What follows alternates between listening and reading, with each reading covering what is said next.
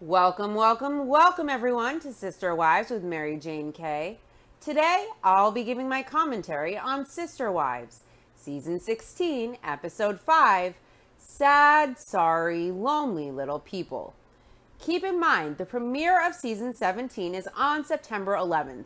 And of course, I'm very stoked to see what goes down. If you guys are interested in catching any of my rewatch episodes of Season 16, I have a Season 16 playlist on YouTube, of course, with episodes 1 through 5 and episodes 9 through to the final tell-all episode there. And before the Season 17 premiere, I'll be covering episodes 6, 7, and 8 of Season 16 to finish that playlist. I also want to encourage everyone to check out the premiere of Season 2 of Cooking with Just Christine as well, which will also coincide with the Season 17 premiere of Sister Wives on September 11th. I think that if as many viewers as possible can check out Christine's digital show, that would be a great way, a simple way for viewers to support Christine who would like to do so. I certainly will be checking her show out. It's available on the TLC website and also on their Insta page. Also, Christine did a lovely article, a series of articles, and an interview piece in People magazine. And normally I don't follow entertainment news, as you guys know, because I really am not into celebs or what they do in their lives or their personal lives.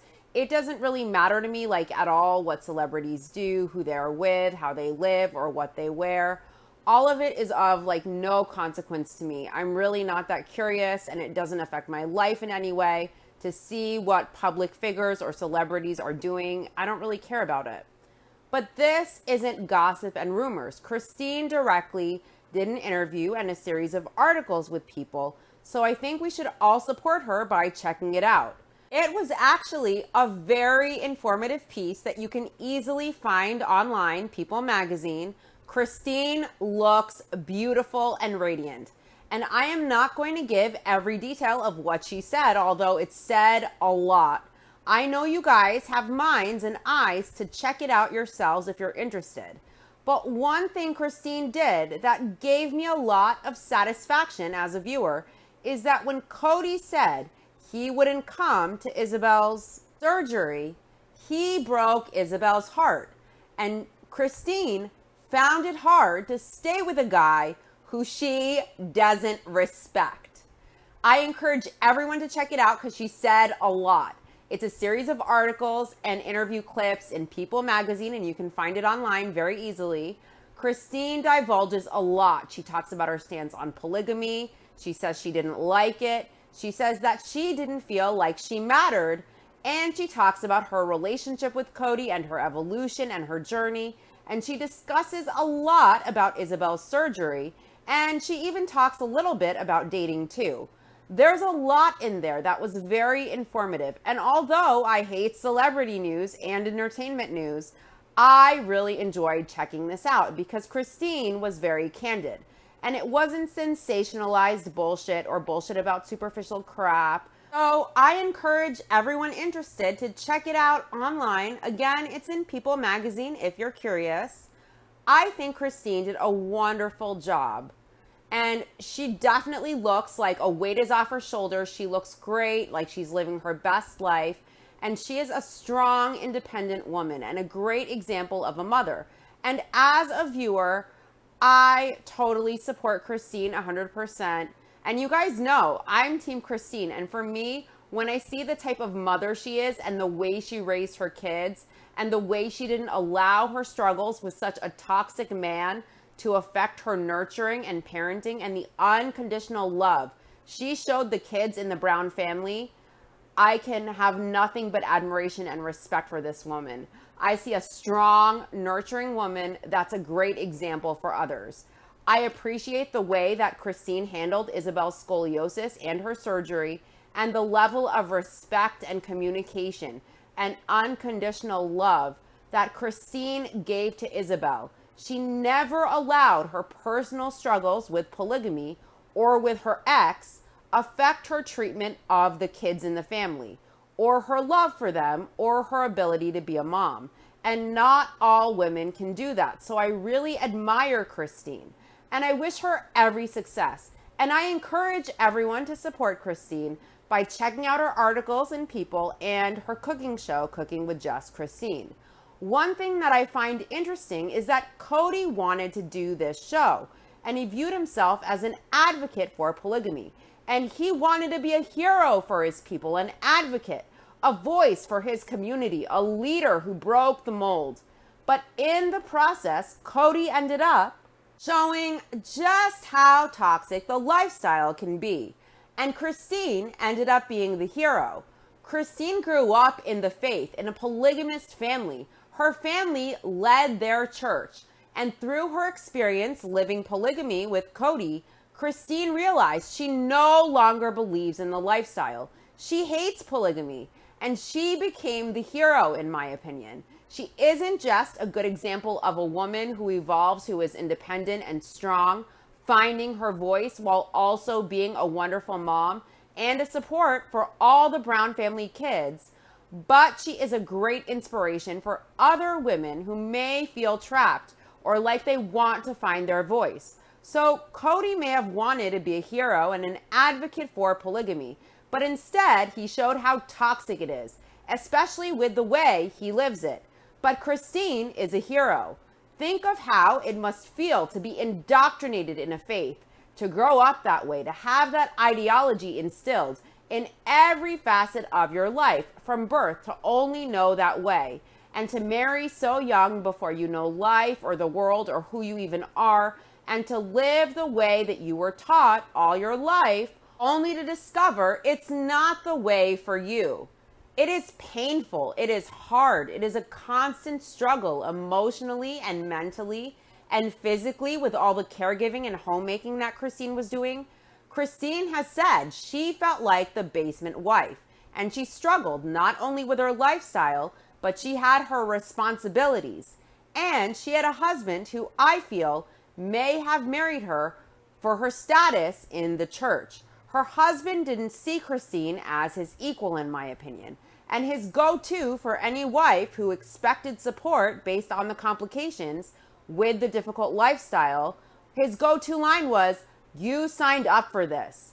Cody signed up for this too.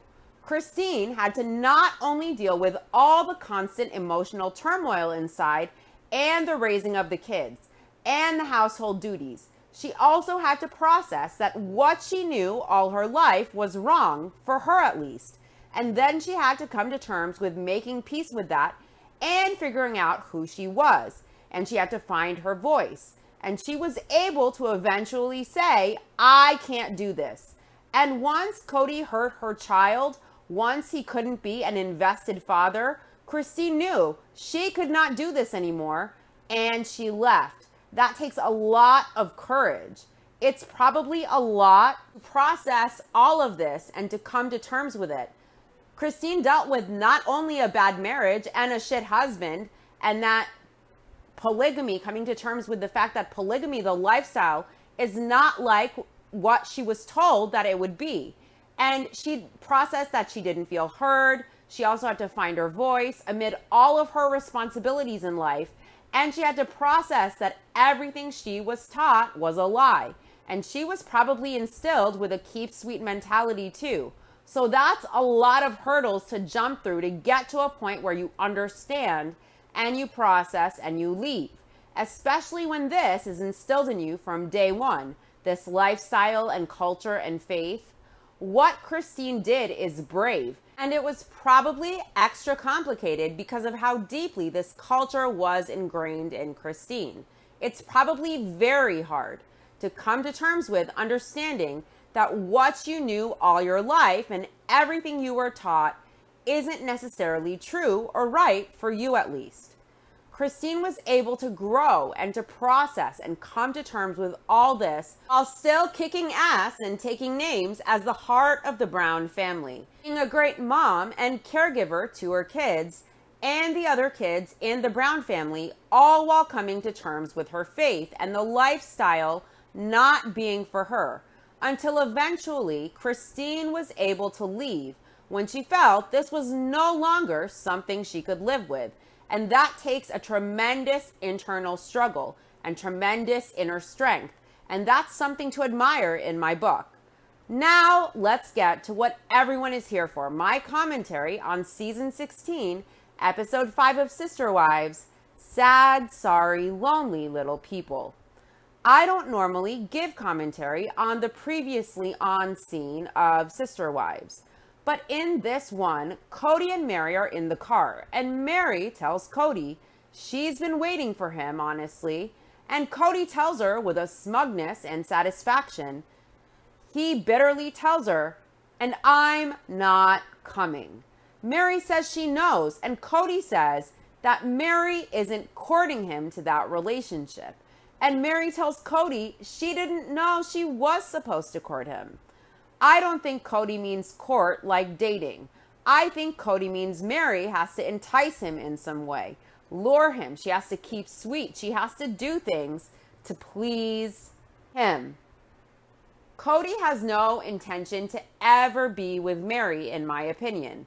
And he says it every chance he gets. He loves to twist the knife, and it seems to give him satisfaction to see Mary suffer. He's so resentful of Mary. Cody is very cruel to Mary, and I understand Mary isn't perfect. But when Cody tells Mary he isn't coming, it feels as if he gets satisfaction out of it, like he enjoys it, being cruel to Mary, just because she hurt his ego with the catfish thing.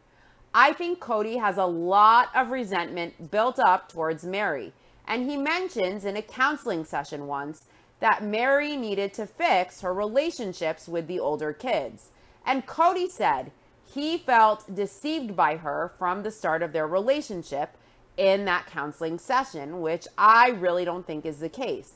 Although Cody may perceive that Mary deceived him from the start, I just think he didn't really know Mary deeply before he married her. So he fell in love with the best version of Mary, who was sweet and happy and in love, who was finally being seen, and by a guy like Cody, who was a showboat, who got people's attention when people barely noticed her, and he was giving her a lot of attention. I think polygamy isn't easy, and Mary was very difficult and overbearing as a way to cope with her feeling like she was still important, and she wanted to make sure her voice was heard, and her being controlling or particular was her way to make sure that she would always matter. It was her way to ensure that she was always heard. That doesn't excuse Mary's accountability in the way she made everyone feel as a result of that. So I think Cody resents Mary, and his ego is hurt, and it makes him feel good to twist the knife. And I think that's very unfair to Mary, and it also says a lot about Cody's character. Cody should be honest. If he doesn't ever want to be with Mary, that's his choice. But the way he treats Mary with such aggressive bitterness every chance he gets isn't fair to Mary. Mary is very independent. She has 2 successful businesses. She deserves to be happy. In my opinion, Cody will always treat Mary like a chore, like a burden he wishes he didn't have to take on. And I think Mary loves Cody, and she believes in her faith. And she just doesn't want to leave her family. It's her whole identity. And she did sacrifice a lot of her life, a majority of her life, to be with this man. And Mary was difficult, especially in the past. But it's also difficult on her to live polygamy and to live monogamy for 3 years happily in love.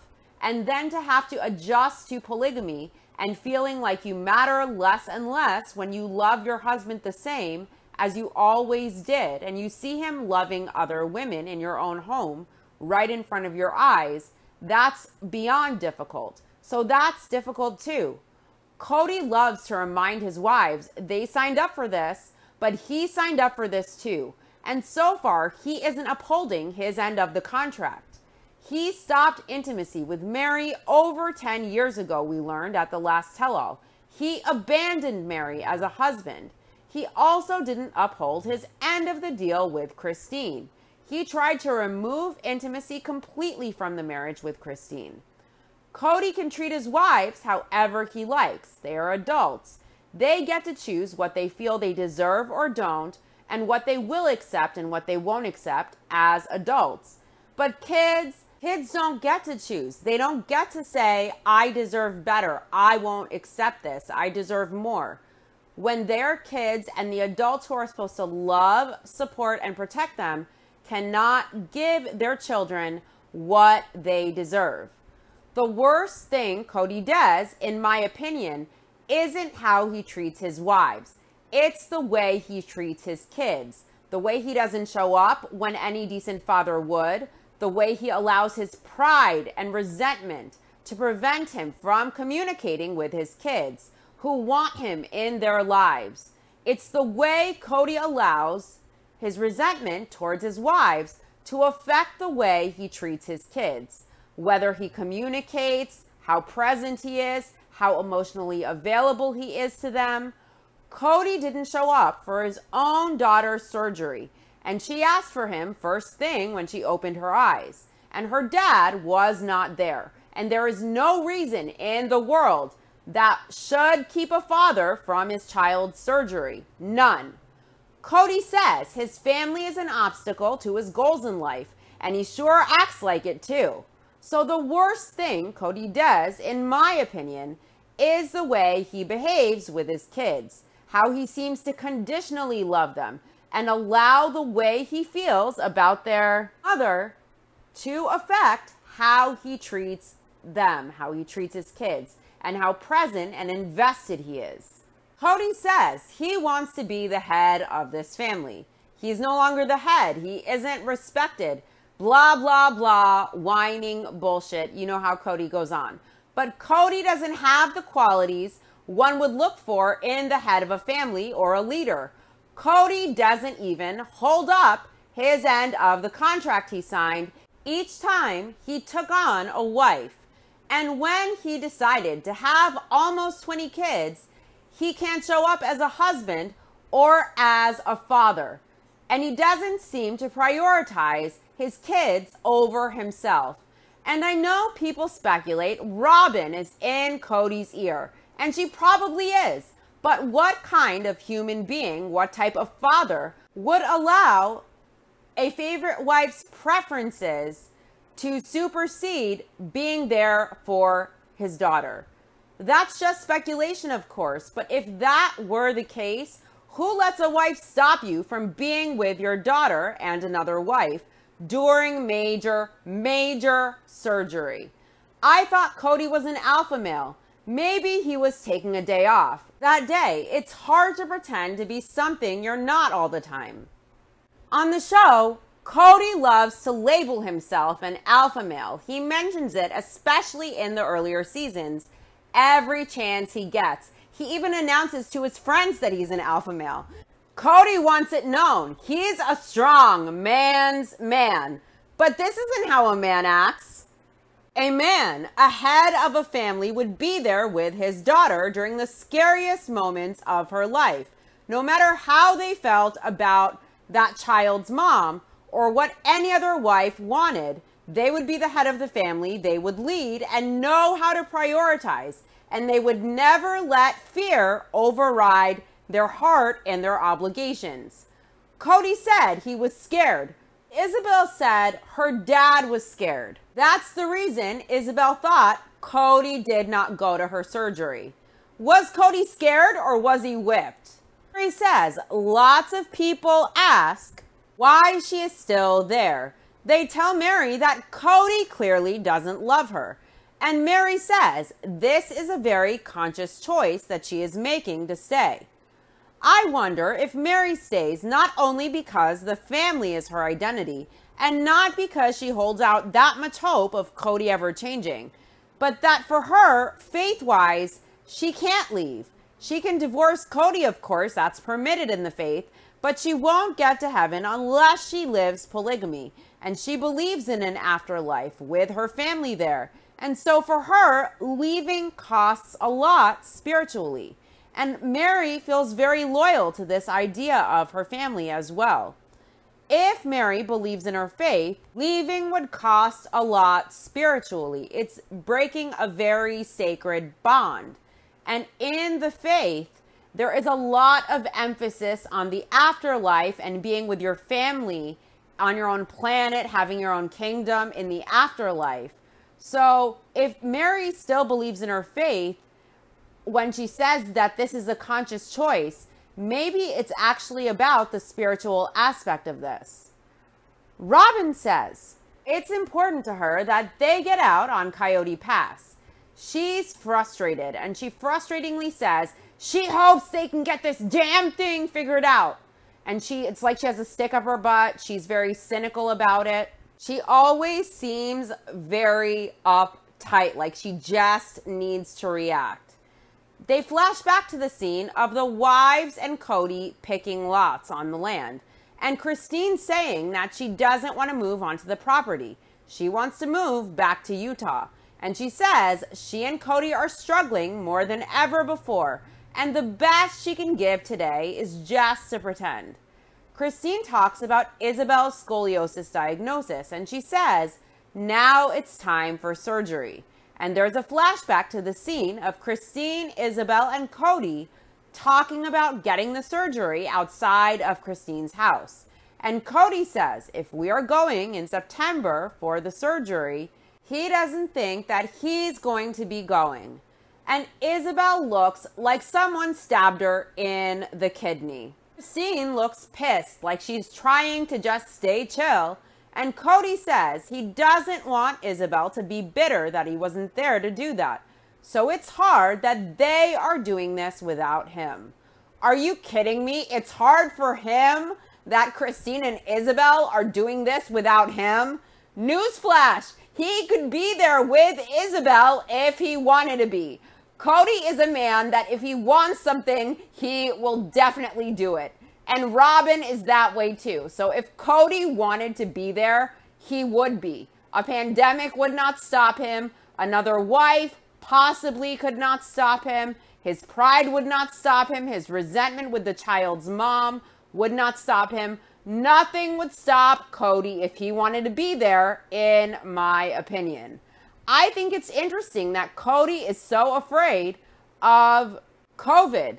He is all about safety and protecting his family. Yet in one of the earlier seasons, he had no problem taking his motorcycle down to the mechanic shop with no helmet on, when he knows he has 4 wives and almost 20 kids counting on him as the so-called head of the family.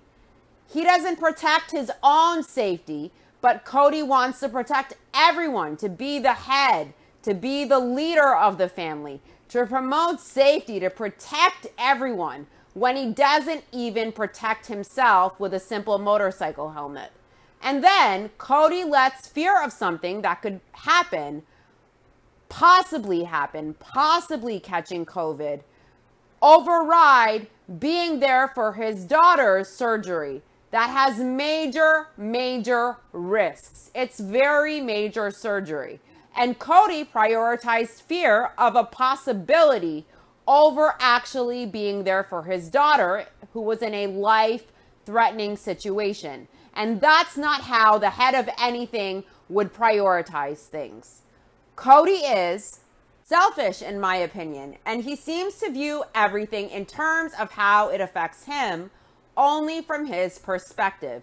He weighs how much something will inconvenience him and what he personally wants, and he wraps it in a cloak of being best for the family. So he views everything in just his point of view.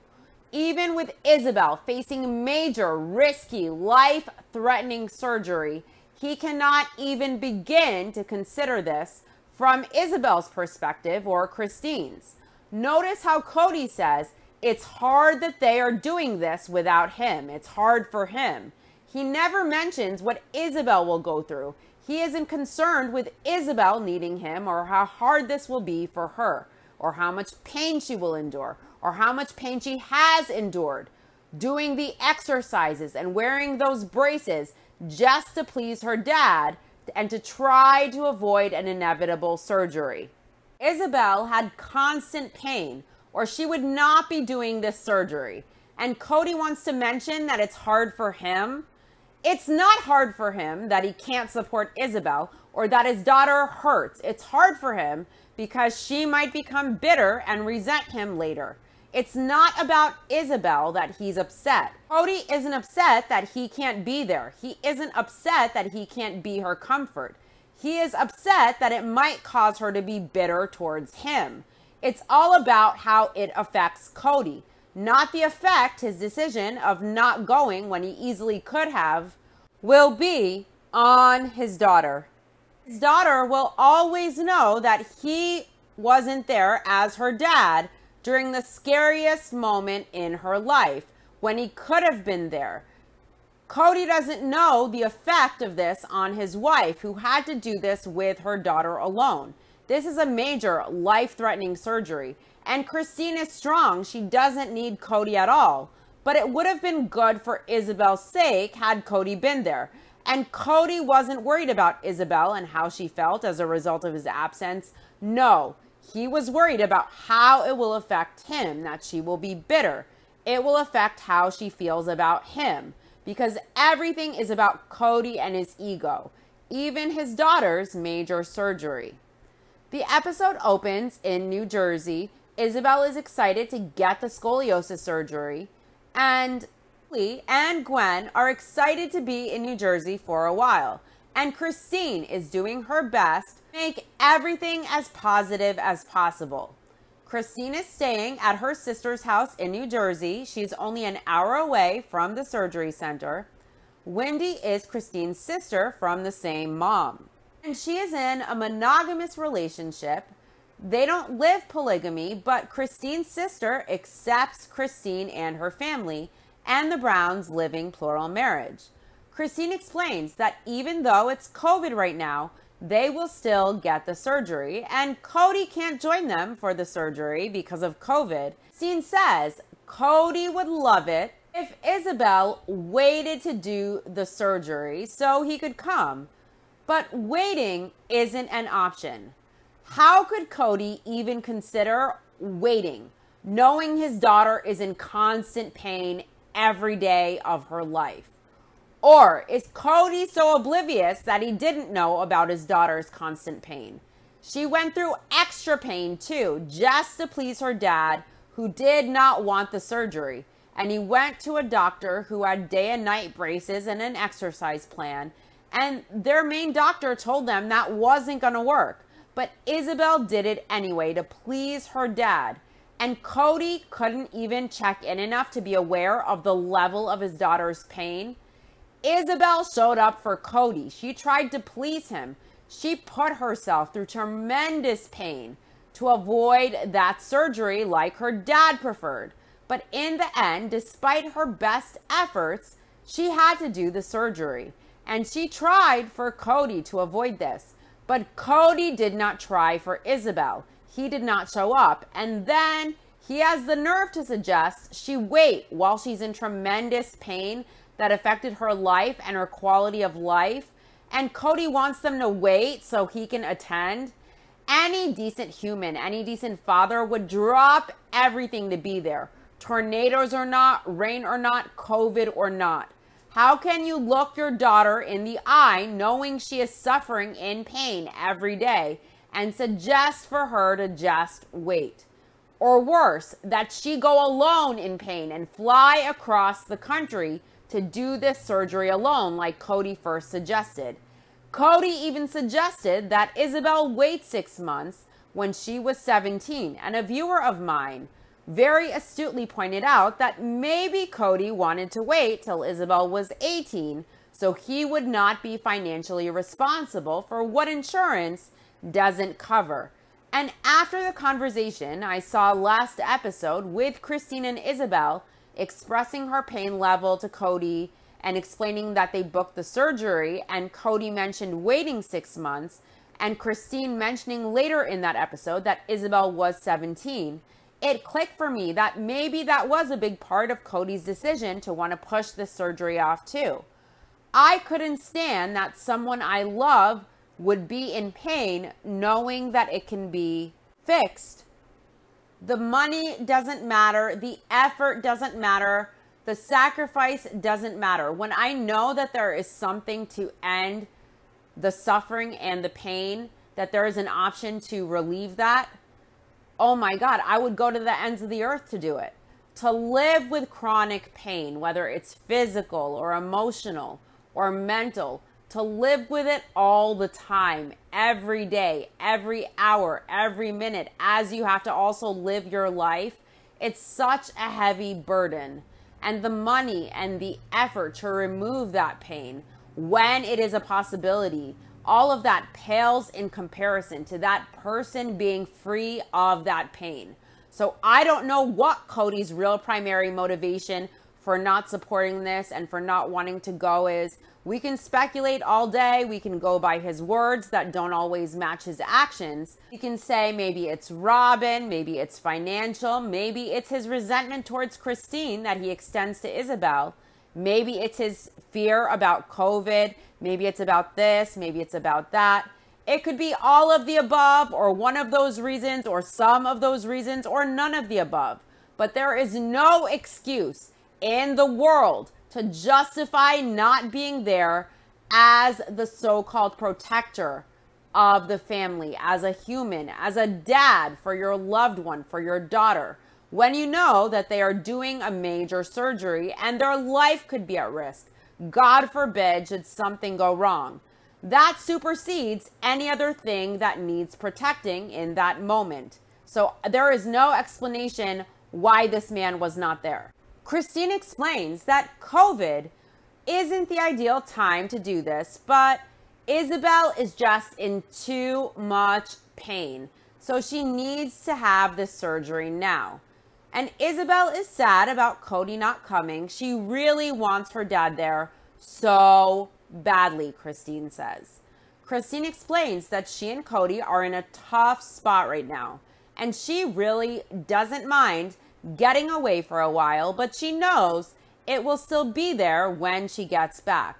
But she doesn't mind putting that stress of her relationship on hold for a bit. Someone brought Isabel flowers, and at first, Isabel is excited. I think that she was probably expecting the flowers to be from Cody. And then she reads the note on the flowers, and they're not from Cody. They're from Grandma and Grandpa, and that was still really sweet and awesome. But you could see that when Isabel reads the note, her face just drops. And it's just my opinion, of course, but I think she is bummed that those flowers aren't from her dad. But of course, I could be wrong. In confessional, Cody explains that there's a rift between himself and Christine, but he says it's sad that he isn't there. Cody says it's just one of those things circumstantially. He doesn't see how he could have been there and how he could have been able to do that during this whole COVID experience. Mary says she is glad that Isabel is finally getting this done. She says that it would have been nice if more people could surround Isabel and be there for her. But Mary is sure Christine is doing the best she can out there by herself. I think Mary can't ever directly say that Cody should be there. Even at the last tell-all, Mary was very careful to toe the line and spin Cody and Robin's narrative that Christine didn't try hard enough, and that Christine needed to not blame others and work on herself, and she needed to do the hard work and look inward at her own faults rather than blaming other people for her failed relationship. So Mary may feel otherwise than what she says, but she always toes the line for Cody, and I think she knows that if she goes against him or if she is too candid, that she will isolate herself even more from Cody. So it's not in her best interest to speak her mind directly regarding Cody, but I think Mary knows that Christine shouldn't be by herself and that Cody could be there if he wanted to be, and that he should be there, but she can't say it. But she does make a point of Christine having to cope alone. I think Mary knows how fucked up this is. In confessional, Robin says, COVID has made everybody, not just their family, but everybody, so many other people feel so distant from their loved ones. It's depressing. It's isolated. It's hard, Robin says. Really, really hard. Really? It's so hard and isolating and lonely and depressing. But she isolated Mary. Mary was isolated and Mary wasn't welcome over. Notice Robin wants to say that it's not just her family, but everybody. And it's interesting. She cries and she says, it's really hard to feel so distant and so isolated. Yet she allowed Mary to feel isolated and distant when Robin was her only acceptable social venue per Cody's mandates. And Cody approved for Mary to come over. Yet Robin did not invite Mary over with the bullshit excuse that she didn't want to upset Christine and Janelle, who were already hanging out together. And they had assumed that Mary had been welcome at Robin's all that time, and they were shocked to learn otherwise. That Robin had left Mary alone all that time, all those months. It's also interesting that Robin says it's really hard, it's depressing, it's isolating when she happens to be the wife who had Cody there 24/7 living monogamy with her. Yet she is complaining about how isolating it feels when the real victims were Cody's other wives and kids who were forced to be away from Cody because of his COVID protocols that he came up with that were impossible to follow intentionally so that he could make the excuse of living monogamously with Robin because his wives and kids did not follow his rules, and he could try and justify living monogamously with Robin. Cody even made his kids feel more isolated and distanced by refusing to call them during that 9 or 10 month period he lived with Robin. So all these tears and complaints are rich coming from Robin when she had Cody there as a present husband to her and an invested father to their kids 24/7, while Cody couldn't even bother to call his other kids regularly anymore. So yes, COVID was depressing and isolating, but not so much for her and her branch of the family. Robin is now scrunching her face, trying to produce tears. She does her crying voice before actually crying, and she says, I wish we could just circle around Izzy and Christine. Really? Well, Cody was able to attend Dayton's eye surgery.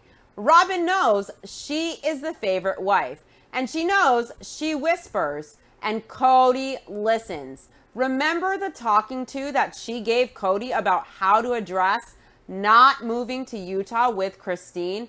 And Robin went over how Cody shouldn't mention how his sister wives feel about the move. Christine doesn't feel that her sister wives are against her or controlling her life. Cody followed Robin's orders when Christine said she wanted to know how her sister wives felt about the move to Utah. Cody redirected, and he said he would rather not discuss that and just see if he can convince her that Flagstaff is good for her. So Robin, being the empath, being the most sensitive wife, the wife teaching the kids to be sensitive, she wasn't sensitive enough to know how Isabel would feel and that she would need her dad there. Knowing that she has some pull with Cody, Robin didn't consider, as the empath wife, to talk to Cody about showing up for his kid, especially when he went to her son's surgery, and that wasn't even a major surgery like Isabel's. Robin also mentioned how Cody can't be away from her kids for more than a few days. Otherwise, they get too anxious. And Cody mentioned how long he would have to be away and not wanting to be away from the family as some of his reasons for justifying his absence. But the only family Cody was seeing at this time was Robin's family with him, and he was living monogamously with her. So would Robin not be able to tell Cody, it's okay, go, Isabel needs you more. There are major risks to this surgery. I'll be good, the kids will be good. Go. By the way, Robin's kids won't remember Cody's absence, even if it was for a whole month. But Isabel will always remember that her dad didn't show up when it mattered most. during her scariest moments, and she will carry that the rest of her life. How big of a factor was Robin and her personal preferences in Cody not attending Isabel's surgery? They flash back to a scene 2 weeks earlier of Cody telling Isabel he is sorry he can't go. Isabel graciously tells him it's okay, and Cody says he wants to be there for her, to be a strength for her in confessional. He asks Isabel, "You understand, right?" And Isabel says she gets it, it's okay, and she puts on a brave face as the cameras roll.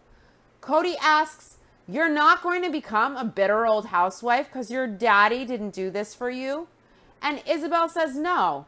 And then we see Isabel in confessional, heartbroken, sobbing, saying Cody has a lot of kids to think about and it sucks that he can't be there. Janelle says she thinks it's been extremely trying on Christine and Isabel, especially to not have all that support.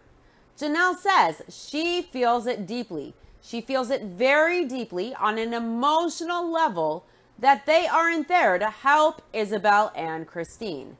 See, Janelle knows it's fucked up that Cody isn't there as Isabel's father and Christine's then husband. She knows it's wrong and she feels it, that someone from the family should be there, that Christine and Isabel should not be alone. I think Janelle, of course, knows that Cody should be there, and it probably pisses her off that he isn't there. But she knows she can't change it, and it scares her even more because she knows if Cody is willing to go this far down the path and not be there during a life-threatening major surgery, that the family is done and that the family culture will never be the same again. It's the day of the surgery, and Isabel is in sweatpants, and she's wearing her dad's hoodie because her dad isn't here, she says. Christine says in confessional the biggest struggle of all of this is that Cody is not here. She says Cody was really sweet. He gave Isabel this hoodie of his, and he told her it was like a hug. Cody has been to every scoliosis appointment. He went with Christine and Isabel to Michigan for the boot camp for Isabel's scoliosis exercises. Cody went to all the Vegas appointments too. Christine told Isabel that if it wasn't for COVID, her dad would be there with her. And Isabel gets it on a logical level, but on an emotional level, it's ripping her apart. Christine says that's the hardest part of all of it. And she thinks more than anything that she doesn't want Isabel to dwell on the fact that her dad couldn't come. So Cody not only did not support his wife and daughter by being there, he also was the hardest part for Christine and Isabel to deal with. He not only did not help and support, he in fact not only failed to be there to help, to support, to aid in the recovery, he in fact made it harder for them because Isabel has had to cope with needing her father and him not being there and feeling like she doesn't matter to him.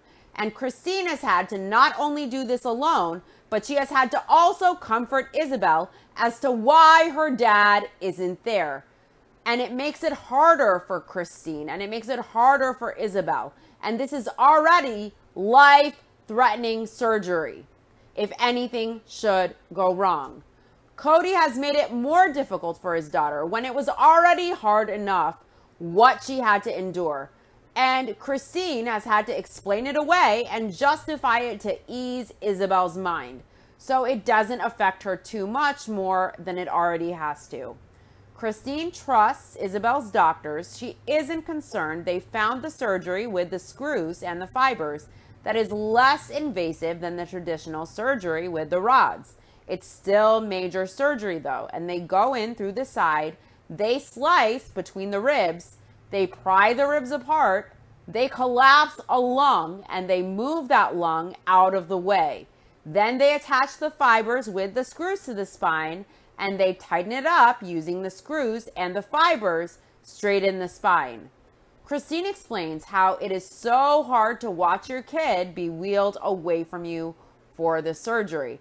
and you can't go with them, and it's completely out of your hands. Christine trusts the doctors, but she wasn't ready for this. Christine says it was hard to see Isabel go. Christine says Isabel is the most incredible kid she knows, and she has been dealing with pain for so long. And they show flashbacks of 2017 and Isabel putting on her day brace. And Isabel says wearing a brace is hard because she looks bigger. And it's hard emotionally because, and here Isabel starts breaking down. She says it hurts all over and it bruises and it's awful. Christine says they had Isabel doing exercises and trying all this stuff to help reduce the curve. They have tried everything, and Isabel has been amazing through all of it. Christine says it's been 9 months since Isabel told her that she was in pain every day. And as soon as Christine found out that Isabel was in pain every day, she started looking for insurance. And it took this long to get insurance. And then with COVID, everything took a lot longer. Isabel is in surgery now, and in 2 hours, they will know how it went. Christine is very grateful for all of the support they have and all the prayers. Cody explains that Janelle has been back from North Carolina for a couple of weeks, but because Garrison and Gabe still have lives outside of the home, he is socially distancing from them. Cody has come over to Janelle's house to discuss how they will make it so he can be home and visit her. Janelle says they have entertained the idea that Maddie and Caleb might come to visit, but it became logistically impossible for Maddie to come. I wonder if Maddie hesitated because of Cody and his protocols. Janelle reveals that Hunter lives on the East Coast, and he sees Maddie and Caleb often. Hunter is going to school, and he is getting his master's in nursing at Johns Hopkins. That's insane. Wow, what an accomplishment. Janelle mentions how Hunter visits Maddie and Caleb periodically because it's a 5-hour drive for him. And Cody says he is literally jealous of people who aren't maintaining any kind of standards of social distancing and stuff like that. He says some of the family are really diligent about preventing exposure, and some of the family are really lackadaisical about it. It's ironic that Cody wants to make it seem like Janelle and Christine and their kids are lax and irresponsible, and he is the head of the family, the protector, doing the right thing, sacrificing for the family's protection, when he and Robin were the point of exposure because of their nanny. And Christine and Janelle did stuff within reason. They were safe. They followed CDC guidelines. And Cody shamed them endlessly for not following his protocols that involve never leaving the house when he and Robin happened to be the actual point of exposure. Cody says he has 2 portions of family that he is not even seeing.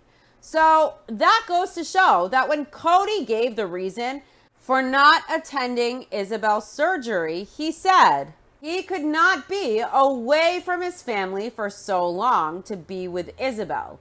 The only family Cody was not wanting to leave, the only family he even saw at that time, was Robin and her kids. And he lived there at Robin's monogamously during that period. He wasn't seeing Mary or Janelle, so really, Robin may have influenced Cody's decision to not go if he didn't want to be away from his family to attend the surgery. And the only family he saw at that time was Robin's. See, Robin complains, asking, why do they think it's me? Why do I get blamed? And Cody says he isn't going to Isabel's surgery. One of the reasons he gives is he cannot leave his family for so long. He says he has other kids. And he admits he only sees Robin's portion of his family. And Robin has also said she doesn't like her kids to be away from Cody for more than a couple days or they get agitated. Cody goes on to explain that the family is basically divided up by thirds. Christine travels all the time. He doesn't see her at all. Janelle has the boys, so he doesn't see her often. But the place he stays most of the time, he reveals, is at Robin's. Cody just said it directly this episode. Now, with Christine, he blames her travel as the reason she does not get equal time. With Janelle, it's blamed on her boys, which are his kids, of course. Cody blames his kids, that he refers to as exclusively her boys, for having lives and responsibilities and not just permanently quarantining in Janelle's home like his protocols request. Cody admits he lives at Robin's. Janelle explains that Garrison was pre-approved for a mortgage. He saved all year and he has enough to close, but he doesn't have the down payment. Cody asks, don't they have first-time homebuyer incentives? And Janelle explains no, and she says that Garrison has been saving like crazy for a year, and he saved a good chunk. But with the price of real estate in Flagstaff, Garrison can't buy a house right now. Janelle tells Cody that Garrison is stuck there. And Janelle explains in confessional that about 6 weeks ago, Cody realized that Garrison had more of a social life than he thought he did. So Cody wanted Janelle to have Garrison move out. But Janelle felt like that was the wrong move because Garrison has been working very hard. Janelle says she is going to try and let her kids get a leg up because the world is a very different place now, and she isn't going to kick him out. Wow. First of all, Garrison rocks. I don't know many young 20-somethings who save up for a year and have almost enough to take on purchasing a home rather than just renting. I think that's smart, and it will set Garrison up not only to have a roof that he owns, but he can also use that as an asset later on down the line. He can always sell it later down the road. I think it's amazing that the wives were able to raise Cody's kids to be so mature and responsible and self-reliant and independent. And I think it's largely due to the moms raising the kids right in that family and instilling a strong sense of responsibility in the kids. This is phenomenal for Garrison, and to accomplish that is huge. Cody should be proud of Garrison and commending him rather than finding ways to push him out the door just because Cody is butthurt and he wants to deflect and blame his kids as the reason he isn't present at Janelle's house. Cody is a selfish dick, in my opinion. He's not the great dad that Janelle always claims he is. And I'm happy Janelle is sticking up for her kids no matter what Cody wants.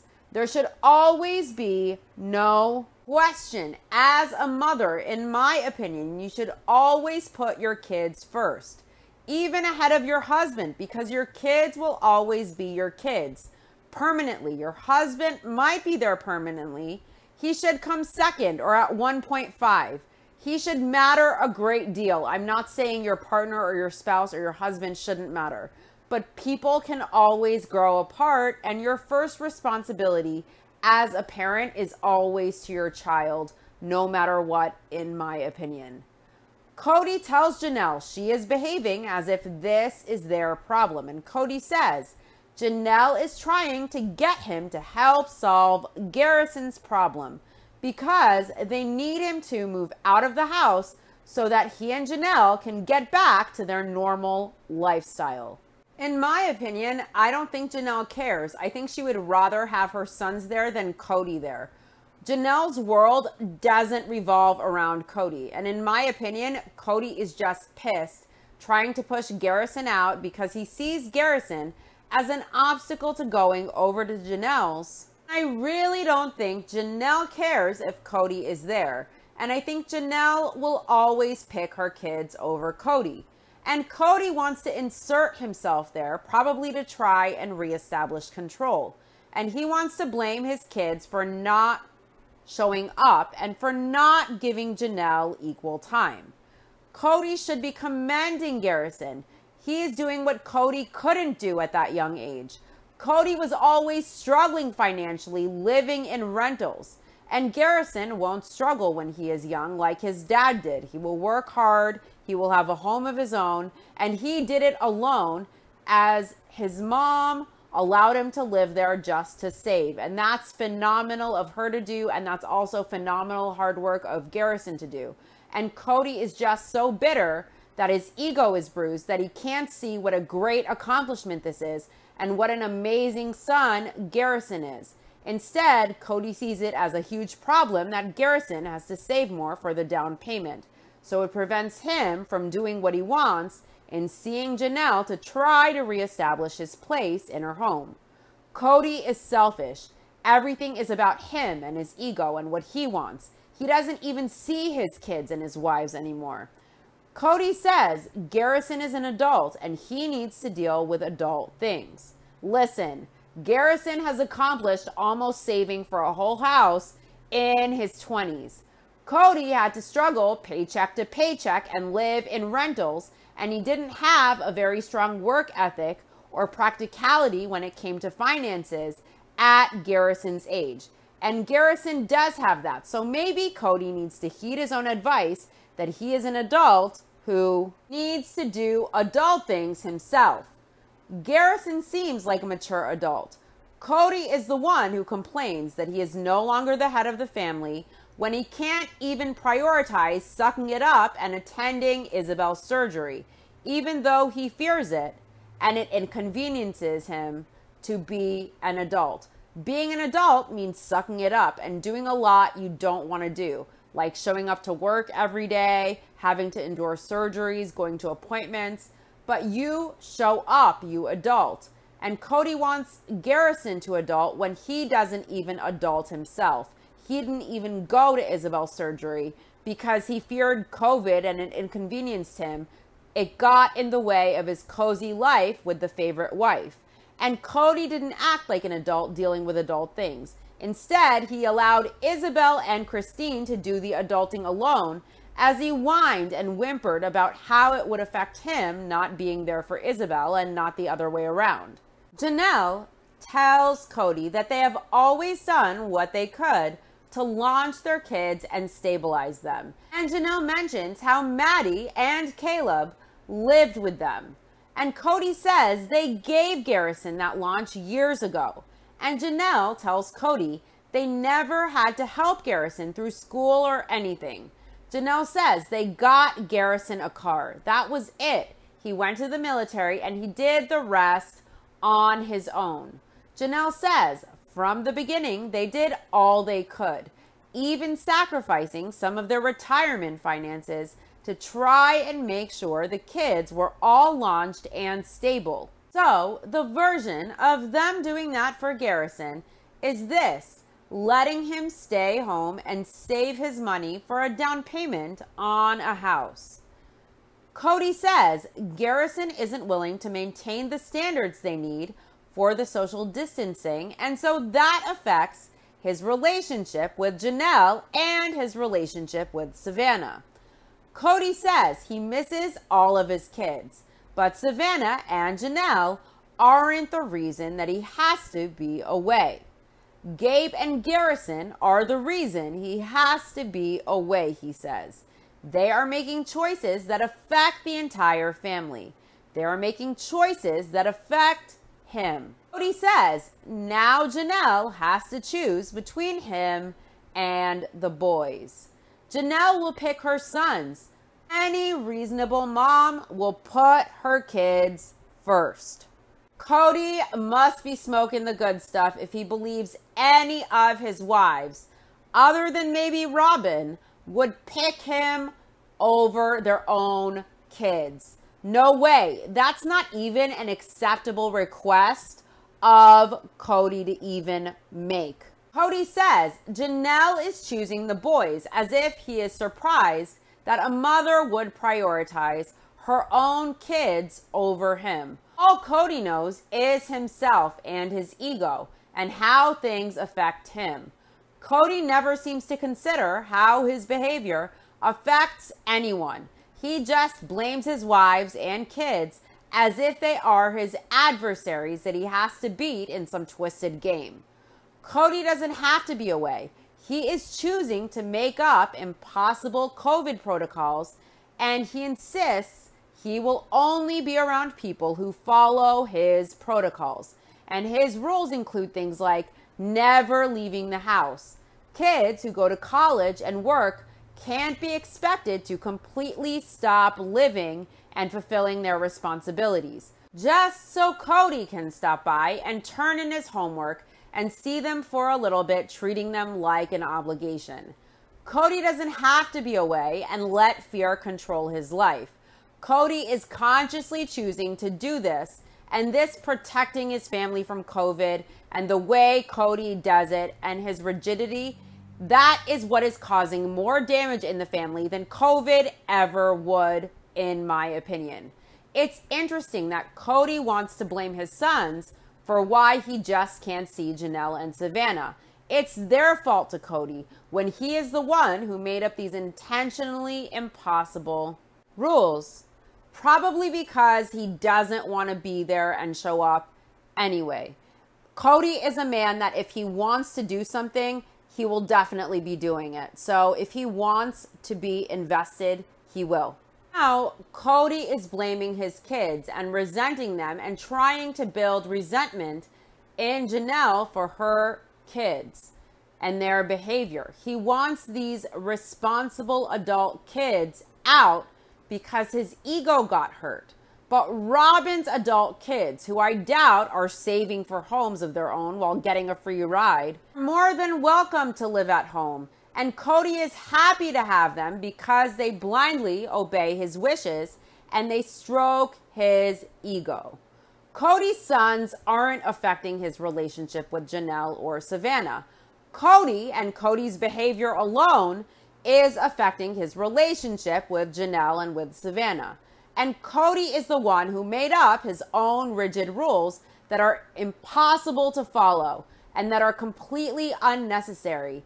Even supposedly following his rules resulted in the point of exposure for the family with Robin and the nanny. So Cody is the one creating all of this discord with his behavior and his nonsensical rigidity, and Cody will stop at nothing to get his way, whether it's rational or not. Cody seems to see everything as a fight, as a tally of wins and losses. And he is so irked that he cannot get his way at Janelle's and that he isn't blindly obeyed. And because Cody refuses to take accountability himself for not giving equal time, for not being present, Cody wants to then blame the rules he created that he made impossible to follow. And what's worse is he wants to blame his own kids. And all of this damage Cody does is for absolutely nothing ultimately, because the family got exposed to COVID through Robin's home anyways. This is about Cody trying to manipulate and control. In my opinion, this has nothing to do with COVID, and it's not the fault of his sons or any of his kids or any of his wives. Cody points his finger at Janelle here and he tells her, "See, you always have a problem with this." And he says he can see her eyes and her body language, and everything is saying, "No, no, no, my babies get to run my household." Janelle is smiling and laughing, and she tells Cody, yes, of course, her children are the center of her world. Cody is gross. He is jealous that Janelle would prioritize his own kids with her over him. And that's weird and very narcissistic, in my opinion. To be irritated that your partner prioritizes your kids with them over you, that's very weird. Janelle tells Cody it's just part of plural marriage. Your children become And Cody cuts Janelle off. He's not interested in what she has to say. He tells her he doesn't think this has to be a part of plural marriage. And Janelle says she guesses she learned early on in plural marriage not to make her world center around Cody. It was part of the lifestyle. Janelle's focus has always been her kids because she didn't have a husband who was always there every single night, she says. She had a lot more independence and a lot more time to focus on the kids. Robin says she doesn't know if there is like that your husband is before your children or if your children are before your husband. Robin thinks they're equal. Robin says it's a hard balance sometimes, but she thinks that it's important to strike that balance. Robin says her husband and her kids are equal as her priority. But what happens if one day one of her kids crosses Cody and it becomes an issue, and Robin feels her kid is in the right? And let's say her relationship with Cody is not as good then. Would she ultimately pick Cody or would she stand by her child? Mary says she still wants to have a good relationship with Cody, regardless of the fact that it's kind of distant and estranged. To me, it looks like the coffin's already lowered in the ground and they're putting dirt on it at this point. But to Mary, it's just kind of distant and estranged. So it's still very important to her. Mary doesn't think that you should have to choose between your husband and your kid. And she says to her, both her husband and her kid are equally important. Christine asks, is it more important than my relationship with Cody? And she says, yes, she would do anything for her kids.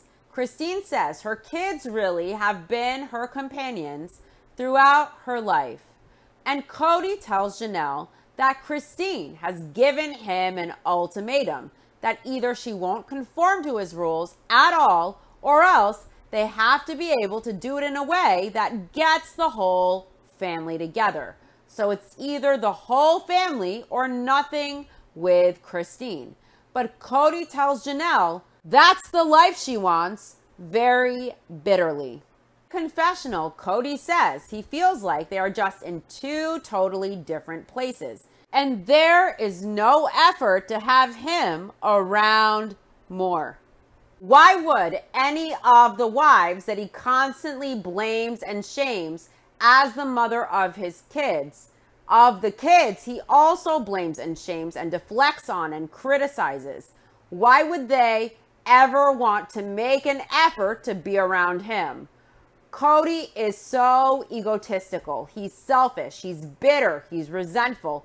He's angry. He's miserable. Who would make an effort to have that bad energy around them? Cody made it clear that some people in his family are his adversaries. He called his family an obstacle to his goals in life, and he treats his family as burdens he resents. And then he laments about not being respected and not being the head of the family when his priorities are completely out of whack. And he becomes increasingly unhinged with every season. What wife and kid want to make an effort to have Kotex around? It's probably stress and walking on eggshells, having that energy in their space. Cody tells Janelle if she wants to play Christine's game the same way, he understands that. See how everything is a game to Cody? Everything is two-sided. It's a competition. Everything is something to win or lose. See how Cody views his wives as his opponents? He says Christine is playing a game, and he tells Janelle if she wants that too for herself, fine. And Janelle says no.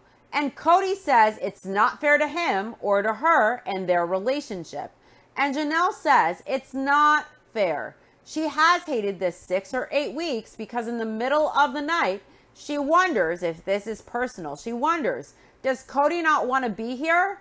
And Cody says it makes him feel like it's personal to him. And it makes him realize that in plural marriage, he doesn't matter because Christine is just fine with him doing what he does. She says, you do you, I'm going to do me, he tells Janelle.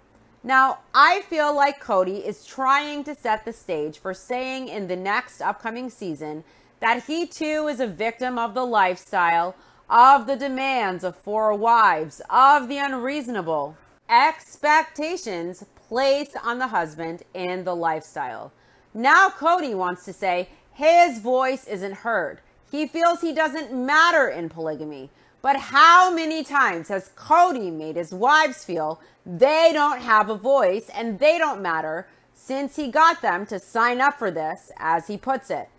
Cody was more of a cohesive head of the family before, and they supposedly used to do everything as a democracy vote among the adults, at least before Robin got there.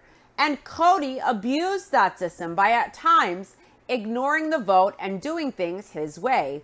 Like, for example, when 3 of his wives outvoted he and Robin, Cody took it upon himself to disregard that vote and insist they will leave when he wanted to leave, regardless of the vote. So Cody has taken the position he did have as more of a head of the family, and he abused that power. And whenever his wives would complain or want validation, complaining about their struggles with the lifestyle, Cody became angry and distant. He ignored them, hoping the problem would just go away. And he used his go-to that they signed up for this. Christine said in her People articles that she felt she did not matter, that she wasn't an equal partner. And Cody has no right to now try and paint himself as the victim of this, who doesn't matter. His wives have learned they do not matter to him. They are not his equals. They will not be heard. So now they gain their own power and self-reliance and independence and autonomy. And now Cody wants to try and play the victim of the lifestyle, that he doesn't matter just because his ego is bruised. Cody should go take a Midol and shut the fuck up. Did he listen to Janelle and Christine's concerns and hear them when Robin joined the family? Did Cody listen each time he forced his wives to move, first to Vegas, then to Flagstaff? How dare Cody say he doesn't matter when his own daughter didn't matter enough to him for him to sacrifice and be there when she had major surgery? Did Isabel matter? Was her voice heard by Cody when she needed him the most? Instead, during that difficult period, Isabel felt she didn't matter to him enough for him to sacrifice and come be by her side as her father. So Cody can shut up about whether he matters or not, whether he's the head or not. Based on his actions, there is nothing that would indicate that Cody is capable to prioritize or lead his family. Again, Cody can't even handle to separate his emotions and resentment towards a wife from the way he loves his child and the way he treats his child with that wife. So before this guy gets to say he doesn't matter to his wives, he needs to remember all the times they didn't matter to him and his kids didn't matter enough to him over himself and what is convenient for him and his selfish ego. Cody says Christine has really been complaining about the lack of either romance or closeness in the relationship for years. Cody says he could start pouring his heart out with poetry that he isn't feeling, and that would be short-lived, and it feels like sometimes that is what he is doing because it's a constant pressure. Cody tells Janelle that Christine's attitude regarding him is really indicative of his crappy relationship with her. But he says that he and Janelle don't have a crappy relationship, and yet he is still being marginalized. Cody says in confessional that Janelle is taking risks with their relationship. Cody says they have a good relationship and they should protect that. Cody feels like Janelle isn't trying to protect their relationship. Cody is now trying to blame Janelle and his kids. And now he is threatening, basically, that if Janelle doesn't fall in line with him her relationship could be as bad as his relationship is with Christine. And he's trying to manipulate Janelle, telling her she isn't protecting their marriage, isn't protecting their relationship because she is prioritizing her kids, all because Cody wants to gain control. And he wants to try to persuade Janelle to pick him over his own kids with her by using the state of their relationship as a threat and making it clear that they are in trouble if Janelle doesn't prioritize him over her kids, saying he feels so marginalized. Listen, Cody isn't marginalized. Cody marginalized the whole family with this intentionally impossible to follow COVID protocol that he created. And now he wants to lick his wounds and lament that he is marginalized, that people aren't picking him, that he no longer matters to some of his wives and kids, when he is the one being rigid, creating this whole situation under the guise of protecting his family from COVID. And this damage to the relationships and the dynamics in the family is far greater than any damage from getting COVID, in my opinion. Cody is jealous that his wives would pick the kids over him, and it hurts his ego. So now, for Cody, it's a manipulation of trying to get Janelle to pick him over his kids. And Janelle will never do that. Cody is putting himself in a position to lose his wife's respect, his kids' respect, and his whole family eventually. But this is what you get when you treat your family as obstacles and as members of another team, just because they don't agree with your fucked up way of doing things. A way that created more drama than COVID would create for the whole family. And it was a way that in the end resulted in his home with Robin being the primary point of exposure to COVID for the whole family. So all of this nonsense and this game and manipulation and this power struggle only hurt Cody. And it further severed his family, and he lost every shred of respect that they had for him with his behavior. So Cody is the one who backed himself into this corner that he can't escape because his ego is hurt. And if Cody thinks his wives would ever pick him over his kids, he's nuts. Why is Cody so toxic and arrogant and egotistical and negative and annoying? It would feel like hell to be in his presence.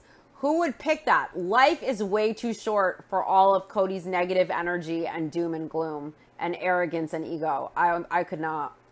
Cody lays down the law. He tells Janelle he isn't negotiating with the kids on this. They're either in and complying with his standard, or he is not coming around. Please don't. Good riddance is what I would say if I was his wife. To be around a guy who behaved like him would take lots of herbal relief, constant medicating.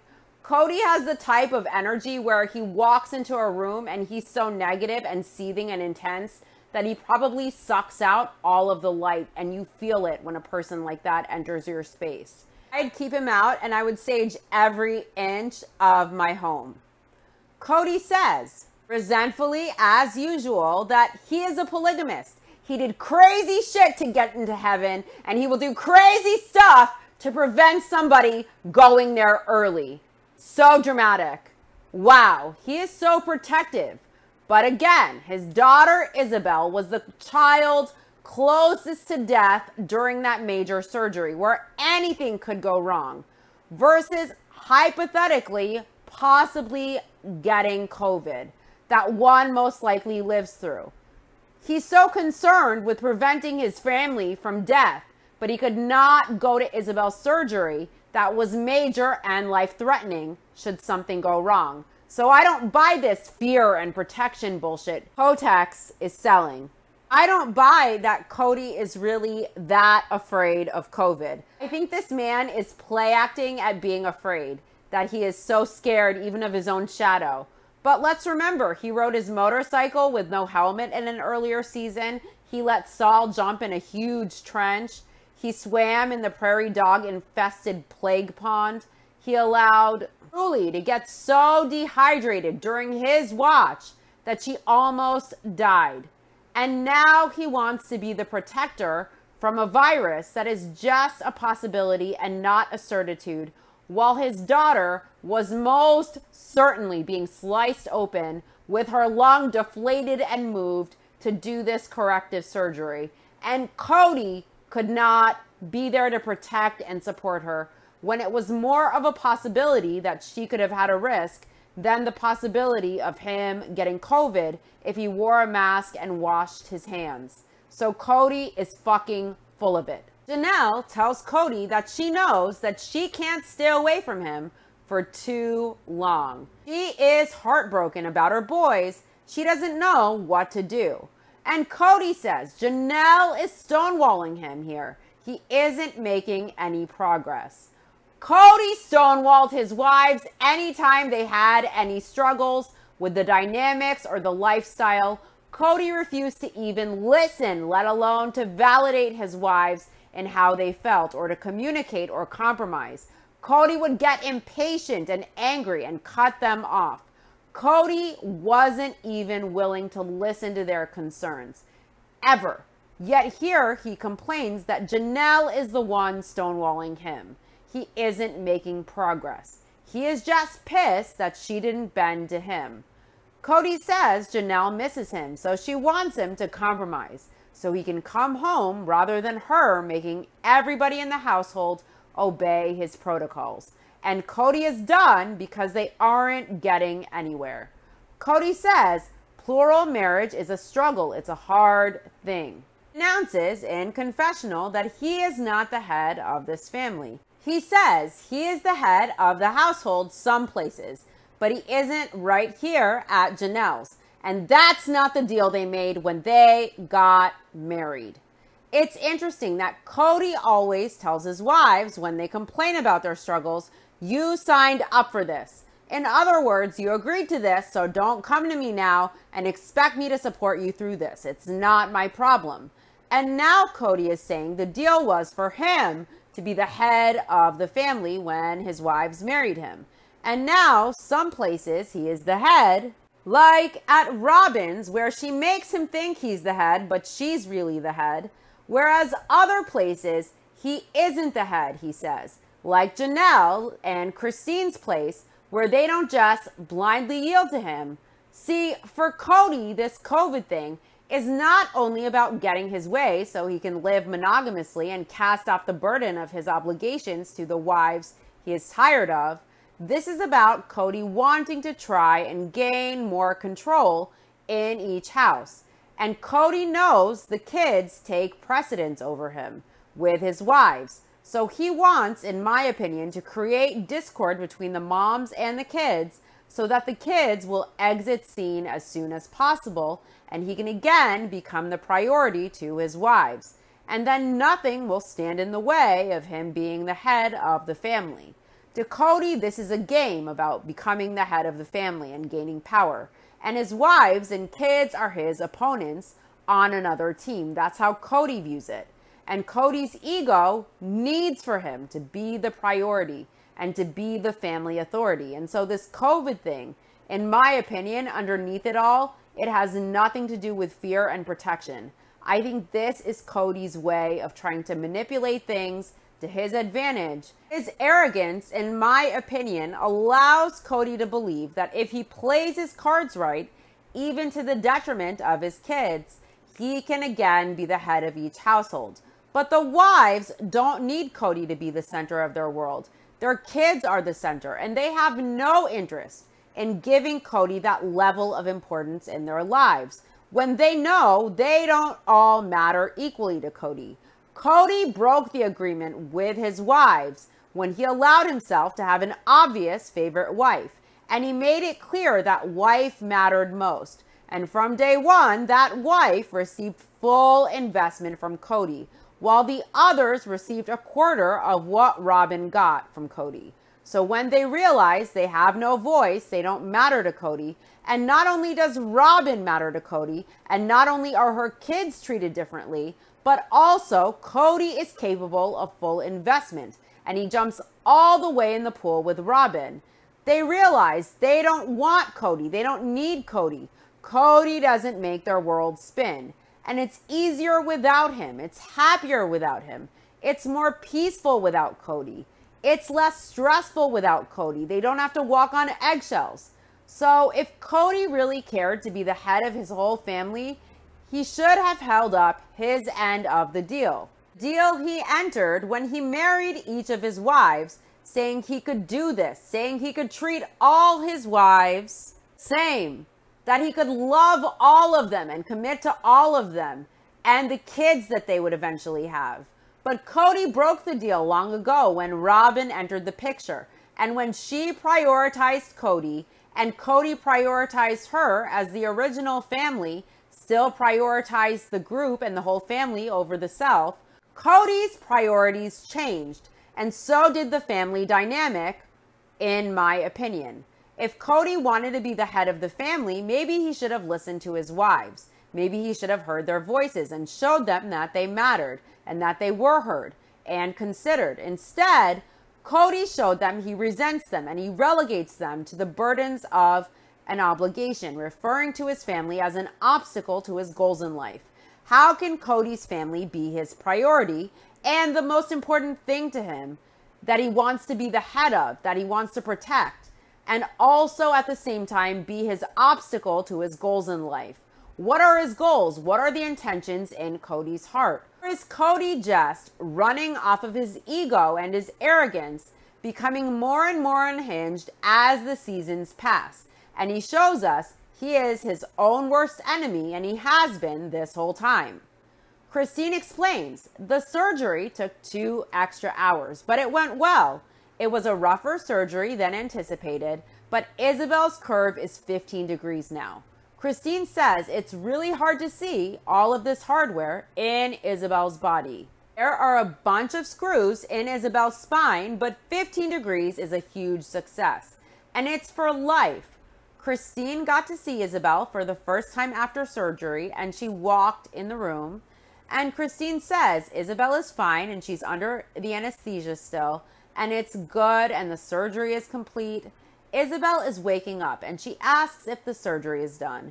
And she asks if she has a killer scar. She asks if it's big and they say no. And Isabel jokes that they should have cut her up a bit more. This girl is a warrior and a badass. She rocks. Christine was surprised by Isabel's first words, and she thought Isabel would ask how tall she was. Christine thought height was most important to Isabel, but apparently it's the killer scar. Isabel tells her mom she loves her, and then she asks her, "Can you call Daddy?" She wants Cody, who isn't there, and there is no excuse for his absence. None. Isabel wants Christine to tell Cody that she misses him. Christine says it's on a level of importance for Cody to be here. The importance for Cody to be here is actually really high for Isabel, Christine says. Isabel asks for her daddy again, and again she says she misses him. And she wants Christine to tell Cody right out of surgery. And when you come to from anesthesia, you will come to and fall asleep, and you'll ask the same thing over and over and forget sometimes what you asked. So as she is waking up, she asks for her dad repeatedly. As she is waking up in her hospital bed with all those wires and tubes after such an invasive surgery. Now, what excuse in the world could keep a father away from his daughter? A daughter who in her scariest moments wants her father and requests her father. Only a coward with no testicular fortitude would not show up for his daughter, and with a plethora of ridiculous excuses that could never justify not being there. Excuses from looking like a hypocrite who broke his own COVID rules if he were to attend the surgery, to leaving Robin and his family with her, to having to protect his family when all he saw at that time was Robin and her kids, to the fear of COVID, to his rocky relationship with Christine. Any of the reasons that Cody gave a good justifiable excuse to not attend a major surgery for your daughter. And let's not forget, as we see how intense and extensive and serious this surgery is, that Cody suggested initially that Isabel go do this alone.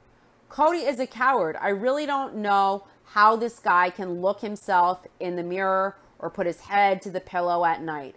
How can you respect a man as a husband and as a father and as a human being who would give a plethora of bullshit excuses to not be with his daughter during major surgery? There should be nothing on earth that would stop him. He comes up with excuse after excuse as to why he can't be there when he really isn't coming because he doesn't want to. If Cody wants something, he does it. He finds a way to do it. So if he really wanted to be there for Isabel, he would be. No bullshit, no excuses, end of story. Christine says in confessional that she is sure it's difficult for Cody too. And you can tell she is just saying this without any sincerity, just to make him look less bad, probably for Isabel's sake, really. Christine says, without a doubt, she knows that he would love to be here if he could. So it's bittersweet. It's tough. He could be there. He has 2 legs that work, and his mind is supposedly functioning normally.